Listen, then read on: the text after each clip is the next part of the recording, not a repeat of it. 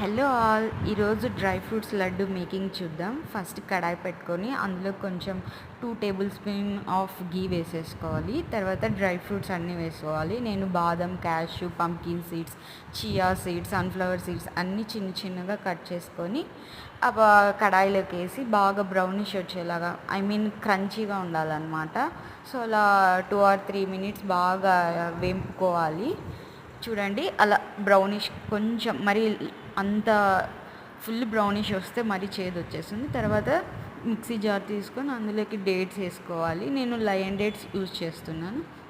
అలా బరకగా మిక్సీ చేసుకోవాలి. తర్వాత ఆ మిక్సీ జార్లో తీసేసుకొని మన డ్రై ఫ్రూట్స్ దాంట్లోకి మిక్స్ చేసేసుకోవాలి ఆ డేట్స్ మిశ్రమాన్ని.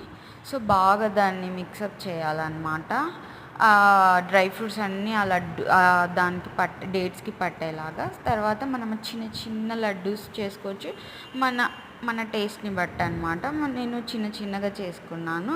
సో అంతే, రెడీ అయిపోయింది. Thank you for watching. Bye bye.